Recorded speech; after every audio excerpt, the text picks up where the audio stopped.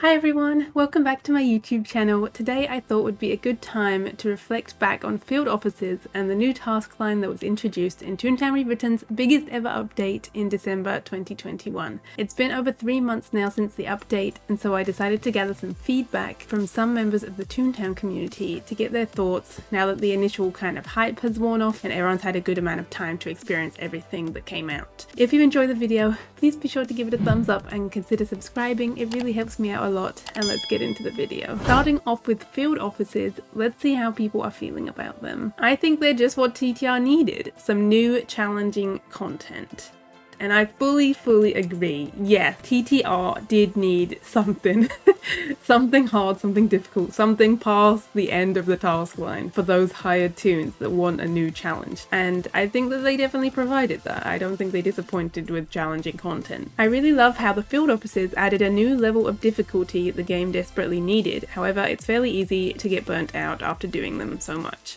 I had multiple people that said something along these kind of lines of they get repetitive, and I fully agree with this. When field offices first came out, obviously everyone was very excited, everyone wanted to try all the 1-star, 2-star, 3-star, all of the field offices that came out. But after you do them so many times, it can become kind of repetitive. I don't know how they could make them not be repetitive. It's kind of tricky with these kind of things. On my channel, I've done a lot of different like field office challenges, like Uber field office, no rewards field office, like all these types of things, and I think I've done those to just try and keep field offices fresh. And so if you need something to keep field offices fresh, try out one of those challenges. Try something different, not just a normal field office, and see if you can make it through to the end. I can link a few of them down below of the challenges that I've done if you want to go check them out. But even with that, there's still like a point that you get to where it's like, I can't do any more field offices. It's just too many. There are so many unwritten rules or strategies about gag combos that after 1 or 2 runs is just too predictable for me. I think this is true for the most part throughout the field office. You can just kind of play it as you normally would. It's only up until the boiler, and when you get to the boiler, then there's definitely like rules or strategies that everyone's like, you must follow this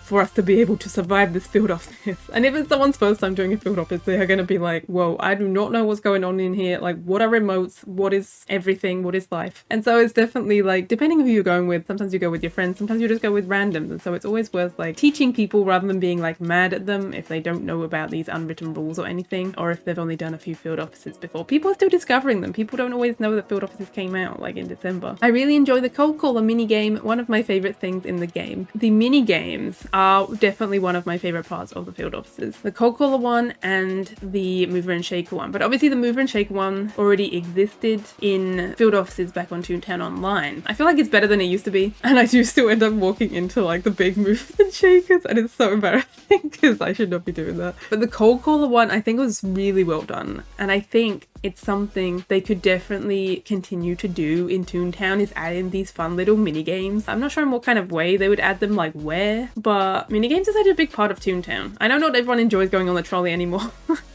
Or maybe you do, I don't know. I would definitely love to see more variations of different kind of mini games, or even ice skating in the Bruh. You know, somebody said that to me, I think on my stream. It would be really cool if we could do the ice skating somewhere else in Toontown, and the Bruh is the perfect place. Make an ice rink. Like, use these things elsewhere in the game, I think would be really cool. It's interesting TTR chose to start off with 3 tracks. I think that it adds to the difficulty of them, which was needed.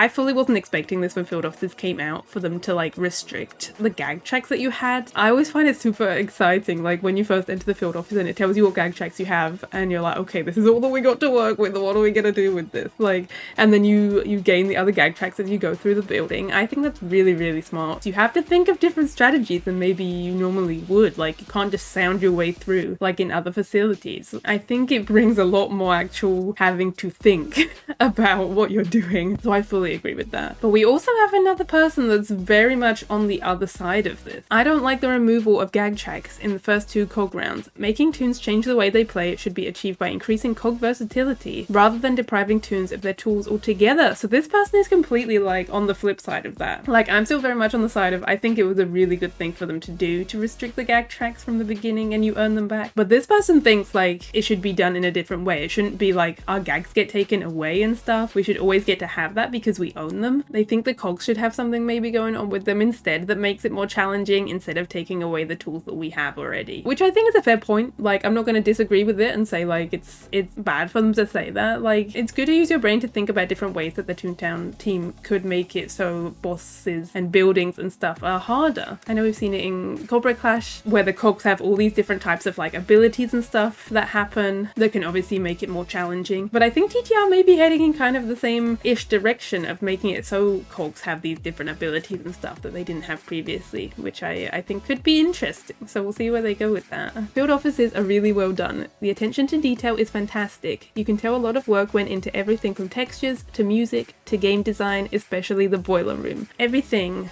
about field offices is honestly amazing. I cannot fault the design team like whatsoever. I think that they did an amazing job, especially the boiler room. Like, the first time that everyone saw the boiler, I think everyone was pretty blown away because they did such an amazing job. Like, I have seen zero people say anything bad about the design, about the graphics, the animations. Like, it's really, really amazing, and so we do have to applaud TTR for that, honestly. I genuinely got so excited doing my first field office because it's the first time we've had an actual new boss in years. The design is fantastic too. Field offices took many years to come out, and yeah, we haven't had a new TTR boss in a long time. It's been such a long time coming. No matter how long you've been playing Toontown for, whether you've played since Toontown Online or just played since Toontown Rewritten came out, like, we have waited for this for so long. And while it's not like an official kind of boss because it's like in a building on like the street, it doesn't have like its own headquarters and stuff like that, it's still kind of like a boss, but just in a different way. And I was very excited doing my first one too. The Stamp of Disapproval attack has one of the best animations and is legitimately very funny. Whee! This is one of my favorite animations that they have in the field offices, and the first time that I discovered it was the funniest thing ever. The first field office that I did was with a few friends of mine, and it ended up just being like me and my friend Ricey at the end, and we had no idea that if you hit the boiler when he's on like defense mode,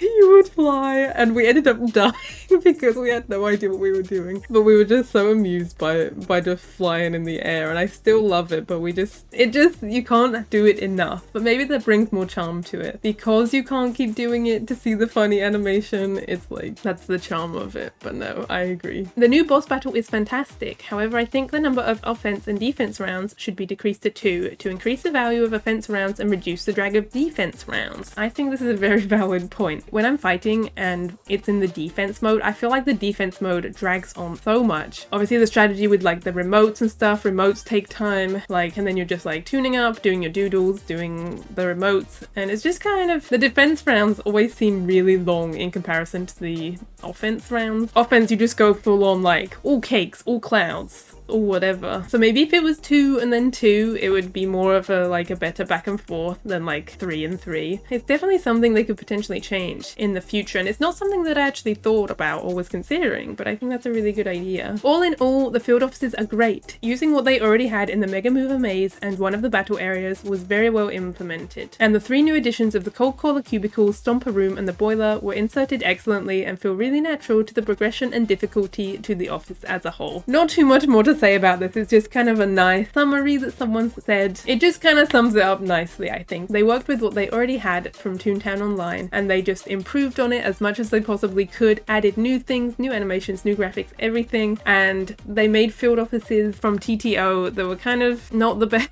There was way too many field offices in Toontown Online. There was a few things that weren't the best about the Toontown Online ones, but I think TTR team did honestly an amazing job working with what they had and making it be a new, fun, exciting thing. So that was all the field office feedback. I had so much response, and so I had to try and cut it down as much as I could, but I think there's a lot of good valid points in there, and hopefully that gives you a good overall idea of what people are thinking about field offices 3 months on from when they came out. But leave a comment down below if you have any other thoughts about field offices that you would like to share with everyone. I will respond to any comments that come through, so let me know. Thank you all so much for watching though. I hope that you enjoyed the video. I will see you in the next video, so take care.